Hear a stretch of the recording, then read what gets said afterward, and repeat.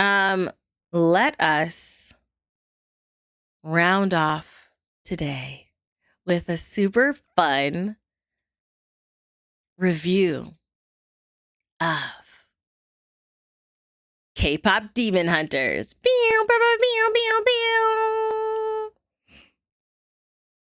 I saw this movie this weekend. So Saturday? I saw it Saturday. Girl, I want to dive in, but before we do, let's take a look at the numbers. I loved it. Long story short, I freaking loved it. Okay. And I listened to the album later on. Okay. So I loved it. But what did others think of it? You know, it is not you saying you give it 1 out of 10 because there was not enough shirtless Bobby. That's hilarious. Hilarious. Okay. So K-Pop Demon Hunters released on June 20th on Netflix. And it is rated PG. It's an action, adventure, comedy, fantasy, animation circled around this group of K-pop demon hunters. It is literally the title. The title is the movie, okay? On the tomato meter, it did 96%, okay? Where we have 46 reviews seems kind of low. I'm not gonna lie to you. I feel like I should have more than that, but 96 as a tomato meter is crazy. Been hearing the movie was supposed to be 3 hours long and had to cut content. After seeing it, that does make sense. Let's dive into the review of it, okay? For this movie, I absolutely loved it, okay? I loved the songs, okay? It was a musical. I love the songs. I love the dancing. I love the artwork. I loved the characters. One of you guys had asked me which one of the three main are my favorite. Because you had Rumi, Mira, and Zoe. And I couldn't say one was over the other. I love them equally because they had different things that they brought to, the movie and to their group and to their dynamic and vocally and dances and personality wise that I love them. From the Saja Boys though, I love Jinu. Okay. Jinu is, I loved Jinu. I loved Jinu. I also loved Bobby. I love the side characters. Okay. I really did love the side characters as well. I think that Bobby, when it comes to a manager, he seemed less like the stereotypical, I'm just here for the money type of thing, and more for he's actually here for the girls. Okay. He was here for the girls. He was there to help them, to be there for them. He was like, hey, where you at? Because the concert's about to start. But also when they were like, hey, we can't, he's like, all right, got you. We're just going to do something else, you know? So he felt like he was somebody that was there for the girls. So I really enjoyed him as a character. Jinu is the only person with personality. Yes, out of the Saja Boys, Jinu's the only one with personality. Abby was the only one with a extreme visual presence that surpassed his lack of personality. Okay, he did have a lack of personality. The pros of this movie, I would say the message in regards to being you, accepting who you are, and loving who you are, being who you are, you know? And that aspect of be you, love yourself, self-love, self-acceptance, girl. Self-love and self-acceptance. I love that message. Okay? So that being its message, I love that. When you think of characters, I love the main three characters. I love that Zoe, I feel like I could relate to her as being a bubbly person that has a lot of ideas and has a lot of things that they want to do. I can relate to Mira being like, feeling like the odd ones out. That's hilarious. The odd one out, but also like loving friendship and loving sisterhood and wanting to protect those things. And then Rumi, the conversation of identity, right? Who are you? Do you accept who you are? Do you love who you are? Girl, I love it. My Huntrix bias is Mira. My Saja bias is Abby and Ginu. That's hilarious. People have been theorizing that Bobby was an ex-idol and became a manager so the girls won't go through the horrible treatment he went through as an idol. I feel like people are pulling that out of thin air, but I'm down if that's the story. I'm down to see it. I'm down to see it. I definitely think they 100% made that up. I am down to see it. Okay. Even the bad guy, I will say the main bad had a very simple, very, very simple story. He was not a complex character. He was not a character of a lot of depth, but I was definitely okay with it. First of all, 001's voice is everything. Okay. 001's voice is everything. And like hearing him in my first of all, I could, whenever he talked, I was like, oh Lord, yes. What are you saying, Mr. Fire? What are you saying? Just go ahead, say it again, Mr. Fire. Okay. I was simping for the fire. To the wind, to the wind, and to the wall. Yeah, I was definitely simping for the fire. So I enjoyed him as I liked the voice acting. I think the character was didn't have a lot of depth to him, didn't have a lot of like, you know, layers, complexities, none of that stuff. Celine, was it Celine or Serene? Celine is her name? I didn't hate Celine. Hot take, I feel like Celine as a character is someone who did the best she could to try to protect a child in the way that she thought was best. She made wrong decisions, but I'm not holding a pitchfork against that woman. I don't hate her at all. You said IRL Saja Boys would have got us. Saja Boys song was literally number one in for a while. The home would have been destroyed. Yes, 100%. In real life, 100%. Saja Boys, they released that song back when they did like a little concert and they released that song. I'm trying not to give too like spoilers, you know, a non-spoiler review. But they releasing that song would have definitely 100% got us. And I'd be like, my little soda pop, my little soda pop. Okay. I've also heard a handful of people say that Rumi's patterns might also be a metaphor for self-harm scars, which I do like as someone with those scars. Oh, baby. Oh, baby. Oh, baby. I'm so sorry. And I can see that. I can see where people can try kind of draw that metaphor because she would constantly cover up, and some people that do, you know, self-harm, they'll wear like long sleeves or high collars or cover, like if it's something they do to their legs, they fully cover those parts of their body. So I don't take that metaphor as like the self-harm route. I can see how some people can take that metaphor. For me, I took it as like it was a visual representation of her shame more so, and how some people are ashamed of who they are, which ties back into self-love and self-acceptance. I feel like there was this girl I saw on TikTok that she talked about this, and it really hit on the nose for me, about how for some people, it's difficult for them to do self-acceptance because when they look at certain parts of themselves, they look at it under the lens of right or wrong, right? Instead of it just being, right? So if they have a moment where they're selfish, then they like hate that.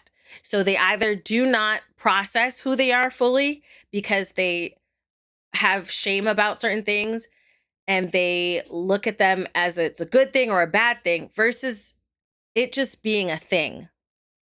Sometimes like it being like a tidbit on your scorecard versus, okay, if you really like candy, that doesn't mean that you are a bad person, you know, or that you have no self-control. And if you don't have self-control, it doesn't make you a bad person if you don't have self-control around food. It just means that you don't have self-control around food, all right, now that we understand that, how can we protect you around that? How can we make better decisions for you versus having this in like deep, deep shame that makes it difficult for you to accept who you are as a person, you know? I've also heard I read that one. Okay.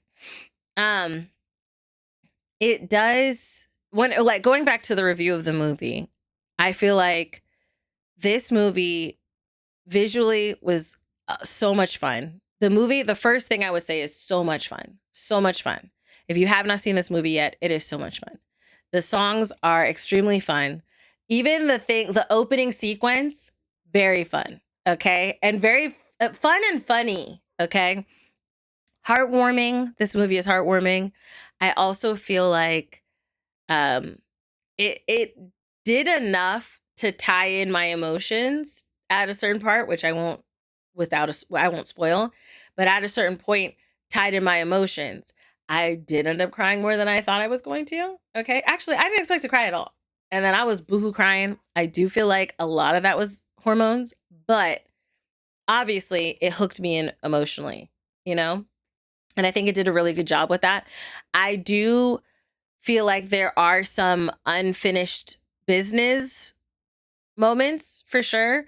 So you saying that the movie was supposed to be like 3 hours long, but got cut a lot, I can totally see that because there are certain things that happen in the movie that are, you don't get a closure to. Like it was a building, kind of an important build. It was kind of an important build, and you don't get the closure from that. So there's that. And then there's also, we're at point A and we get all the way here to point F. And I feel like definitely we needed more. We got a point A, we got a C, but we didn't get a B, we didn't get a D and an E. I feel like there were beats in a storyline that we did not get. But even with those things missing, this movie was great. I give it 10 out of 10. I give it a 10 out of 10. 100% would see again. 1000% will listen to the soundtrack again. Because I actually have already started. My little soda pop, my little soda pop. My favorite song is the one that talks about being free, you know. I feel like the vocals, the cadence, the harmonizing, the pairing was just, I had chills. 100% had chills. So I loved it, obviously. What did you think? Well, hold on, before we go, goodness, let's read some reviews. All right, critics. Pat Buffamonte says, I really can't get over how much I enjoyed this movie. A beautiful tale about sisterhood. The sisterhood was, oh yes, the sisterhood. Yes. Identity and finding your voice. The characters are amazing. The humor lands every single time, and the action is electric. I agree. Let's look at a splat. Okay, Charles Solomon says, I felt like I was rewatching a run of Gem and the Holograms. I didn't see it. Or Josie and the Pussycats that had just gotten a lot darker with a lot more fancier effects, but not necessarily better animation.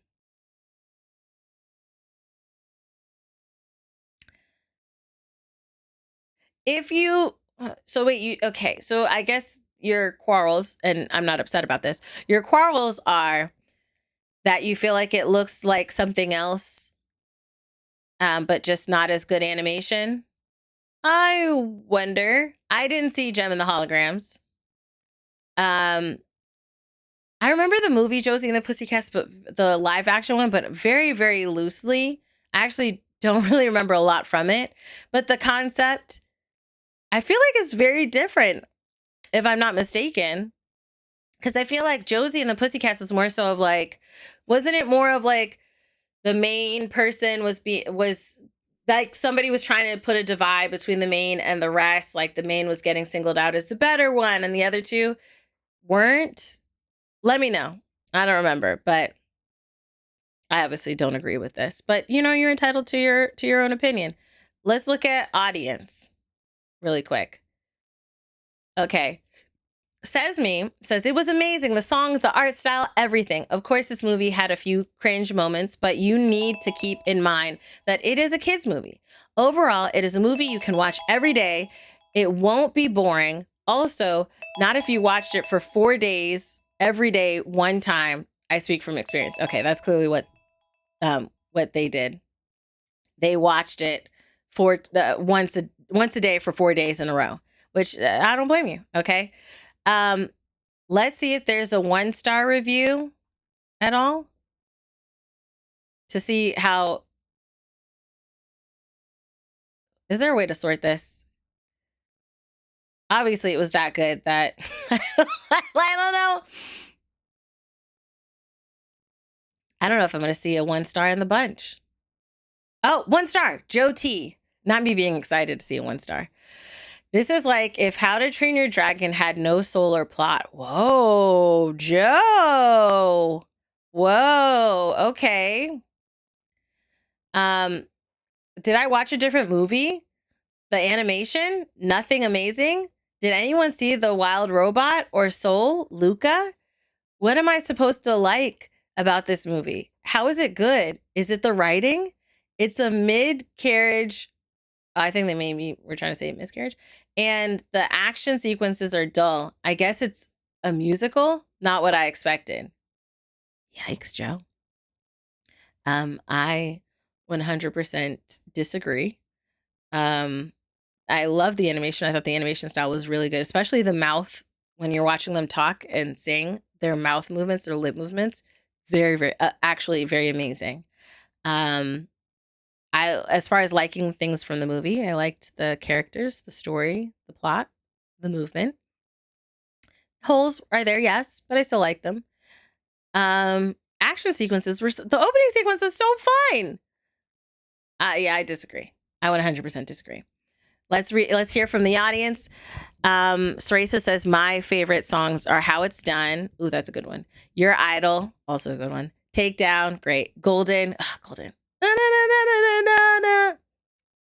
Also, fun fact, the Saja Boys IRL surpassed BTS on Spotify. So good to know. Wait, really?